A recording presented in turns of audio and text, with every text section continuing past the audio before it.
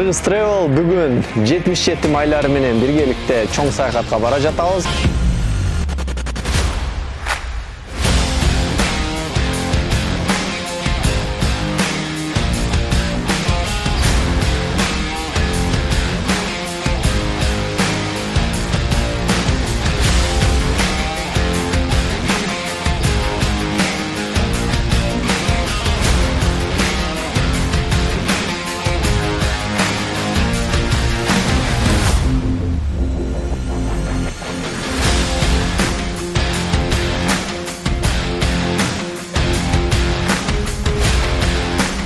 Massive.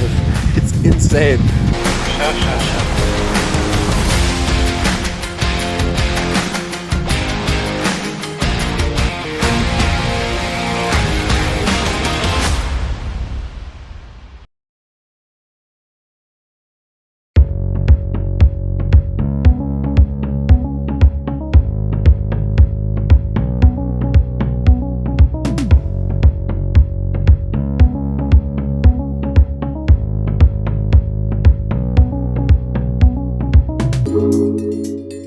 Салам достор, Кыргыз Travel бүгүн 77 майлары менен биргеликте чоң саякатка бара жатабыз.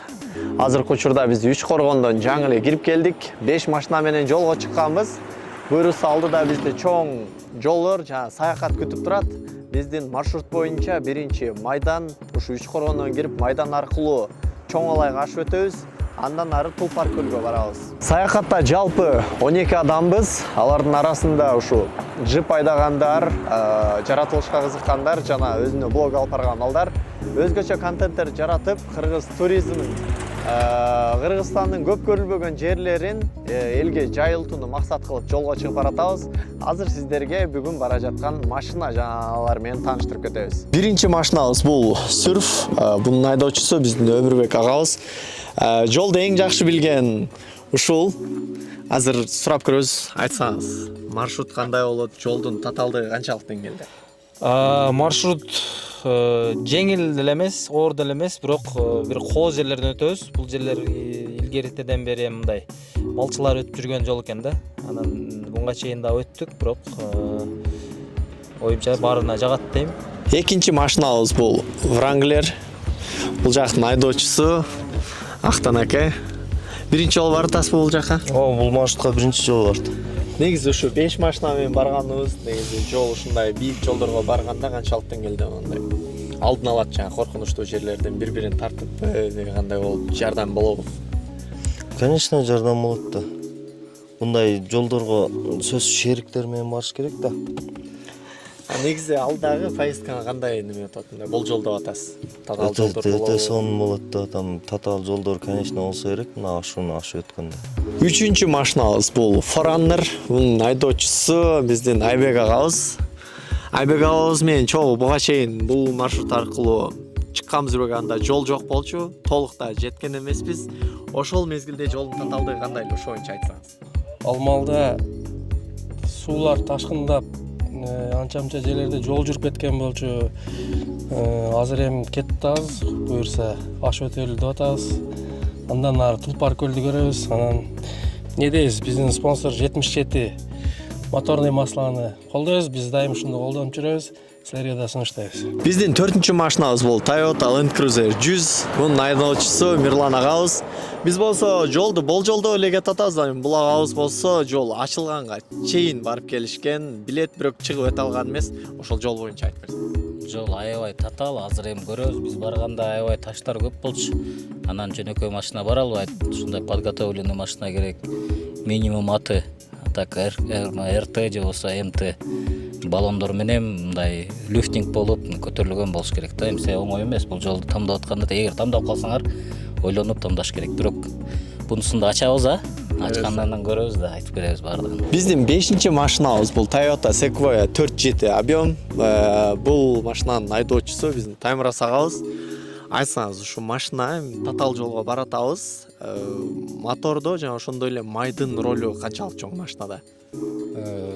Бүт эле айдоочулар билсе керек. Мотордо бул май эң бир главный компонент. Май жок болсо мотор да иштебейт да. Ошо буюрса жол татаал деп атышат. Алды барганда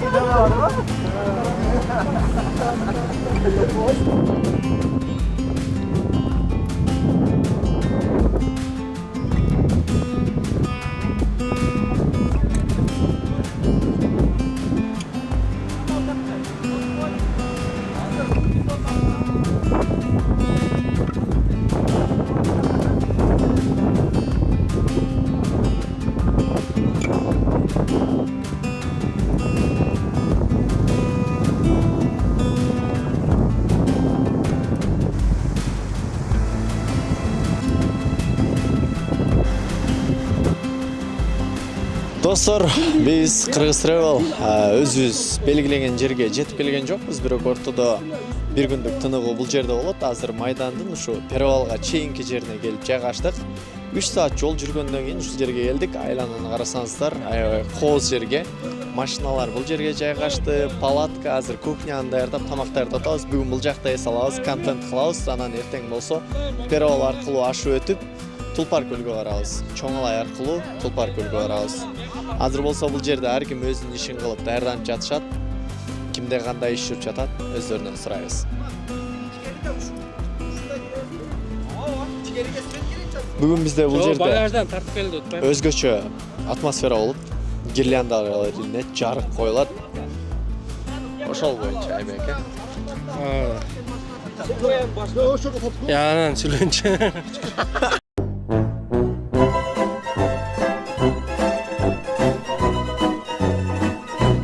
даярдык иштери боюнча. Даярдык иштери. Жерде жүрүп атат. Бүгүн Даярдыктар азыр келдик, саат 5 болуп атат. Келип азыр биринчи жата турган палаткаларды даярдадык. Азыр бул жакта тамак иче турган местаны даярдап, жарыктандырууну илип атабыз. Бул жакта биздин достор тамак жасап атат. Буюрса бүгүн сонун кече болот. Не болуп атат жигиттер? Не болуп атат байке? Сыңаруу иштер болуп атабы? Жакшы келип алдык, а? Сонун келип атабыз. Эртең ушул эле темп менен Тулпар көлгө жол тартабыз, буюрса эртең менен. Ушул жерге чейинки жол машиналар үчүн татаалык канчалык? Машиналар үчүн 77 майлар менен вообще татаал эмес го дегендей. Жакшы балды. Машиналардын баардыгы даярдалган да, көрүп атасыңарбы? Баллондору, көтөрүлгөн машиналар. Биягы Америка, биягы Япония деп коет го. Жалаң ошондой машиналар. Так что проблема жараткан жок бизге.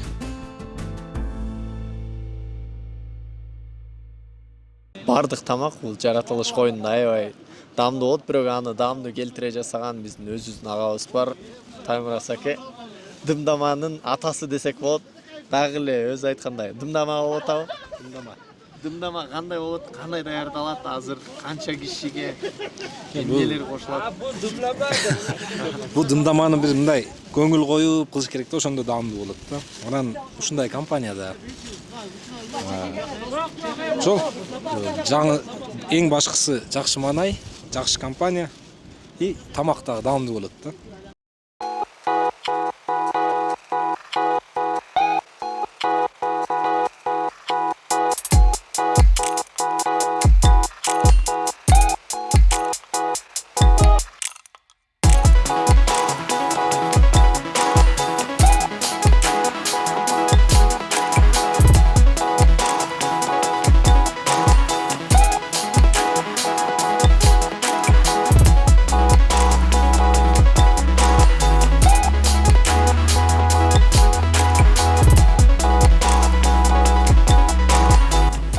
Достор, биз болсо жатпыз.